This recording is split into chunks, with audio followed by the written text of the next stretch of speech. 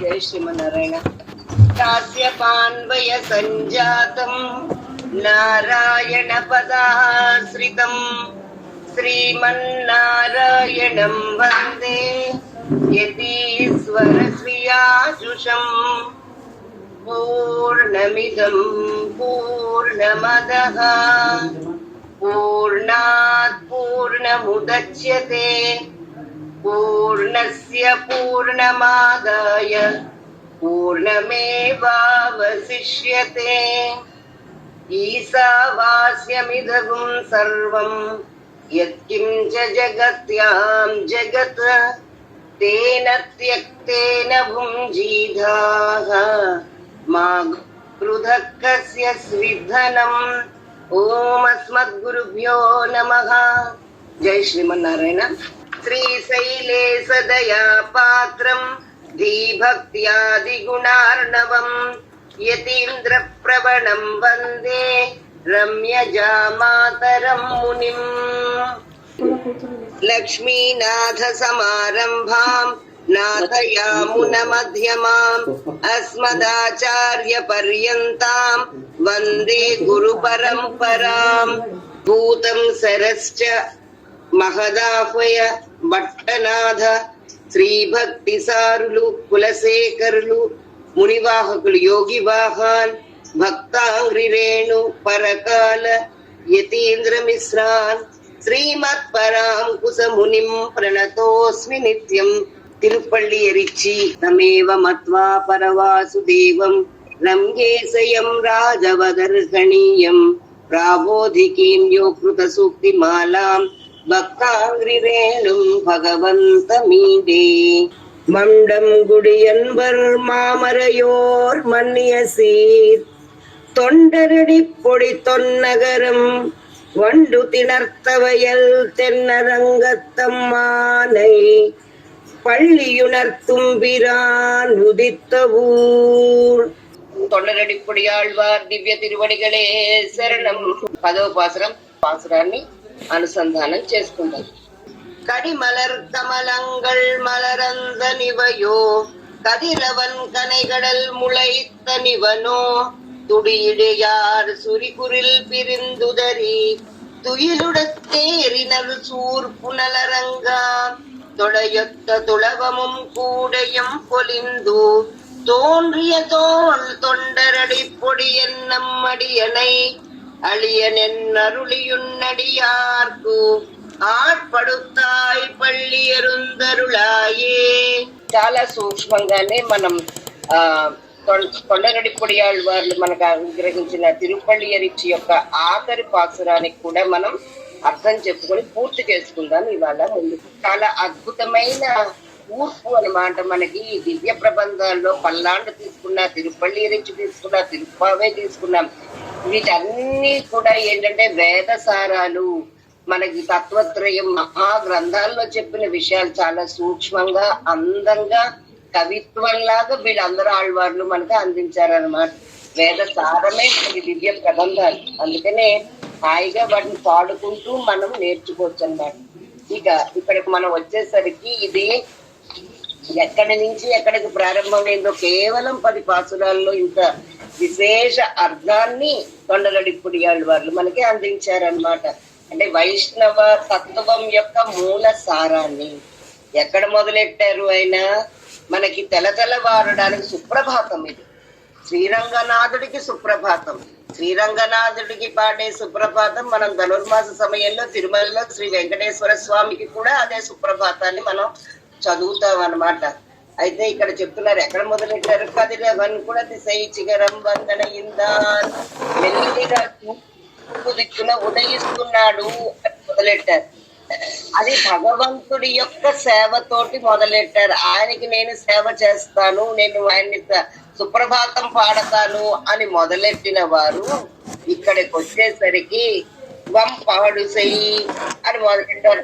ఆయన అనుగ్రహించవలసింది, నన్ను అనుగ్రహించవలసింది, నా మీద కృప చూడవలసింది అని చెప్తూ అక్కడి నుంచి 9వ పాసురం దగ్గరికి వచ్చేసరికి నాలో లక్క మరుళ నన్నే కాదు స్వామి, ఇక్కడ వేయించేసి ఉన్న యక్షులు, కిన్నరులు, కింపురుషులు, దేవతలు, నారదుడు, తుంబురుడు, ఇంద్రుడు, కుమారస్వామి వీళ్ళందరూ వేయించేసి ఉన్నారు. కిక్కిరిసిపోయి ఉంది, ఆకాశం అంతా నిండిపోయి ఉంది, నీ ప్రాంగణం అంతా నిండిపోయి ఉంది అని చెప్పి వాళ్ళందరినీ కూడా అనుగ్రహించవలసింది అని చెప్పి ఇంకా చివరికి వచ్చేసరికి అసలు విషయాన్ని బయట పెడుతున్నారనమాట. నన్ను అనుగ్రహించు, నా చుట్టూరా ఉన్న వాళ్ళని అనుగ్రహించు అని చెప్తూ ఇక్కడికి వచ్చేసరికి ఉన్నడియార్పు ఆర్పడుతాయి అంటే మనకి ఈ భక్తిలో వీటన్నిటిలో కూడా కొన్ని స్థాయిలు మనకి కనిపిస్తాయి. మొదటిది ఏమిటి అనంటే కేవలం భగవంతుడి యొక్క సేవ చేయడం, కోరుకోవడం అని భగవత్ సేవ అన్నది మొదటి మెట్టు. తర్వాత మెట్టు భాగవత సేవ, ఆచార్య కైంకర్యం అన్నది తర్వాతది. అంటే పర్వ నిష్ఠ కింద మన వాళ్ళు చెప్తారంటే మనం భగవంతుడి కృప కావాలని కోరుకోవడం కంటే తద్భృత్య భృత్య పరిచారక భృత్య భృత్య నీ దాసులకి దాసులుగా ఉండాలి అని కులశేఖరాలు వాళ్ళు కోరుకున్నట్టే ఇక్కడ ఈయన కూడా ఏమని చెప్తున్నారు, ఉన్నడి ఆర్పు ఆడుతాయి నీ నీ యొక్క సేవ చేసే వాళ్ళ దగ్గర వాళ్ళ దగ్గర సేవ చేసుకోవాలి అని కోరుతున్నారన్నమాట. మొదట్లో మెల్లిమెల్లిగా సూర్యుడు ఉదయిస్తున్నాడని చెప్పి ఈ పాసురం దగ్గరికి వచ్చేసరికి కడిమలర్ కమలంగల్ మలరంజనివయో సువాసన కలిగిన కమలాలు పూర్తిగా వికసించాయి. ఇవయో చూడవయ్యా స్వామి. నేనేమి మనకి అమ్మ కూడా చెప్తుంది అనమాట. సుమారు 14 తోటత్తు వావియుల్, నీ ఇంట్లో ఉన్న పెరట్లో ఉన్న దాంట్లో కూడా కమలాలు వికసించాయి, నల్ల కలువలు ముడుచుకున్నాయి. ఎక్కడో కాదమ్మా, నీ తోటలో నీ పెరటిలో వికసించాయి అని చెప్పినట్టుగా ఇక్కడ చివరికి వచ్చేసరికి తొండగడ్డ పొడియాళ్ళ వాళ్ళు కూడా అదే చెప్తున్నారు. ఎక్కడో కాదయ్యా, ఇక్కడ వికసిస్తున్నాయి, కమలాలు వికసిస్తున్నాయి, సువాసన కలిగిన కమలాలు ఇంకా విచ్చుకుంటూ ఉన్నాయని ప్రారంభించాను. ఇక్కడికి వచ్చేసరికి పూర్తిగా విచ్చుకున్నాయి అంటే టైం మెల్లిమెల్లిగా ముందరికి వెళ్తోంది అన్నట్టుగా వెళ్తోంది.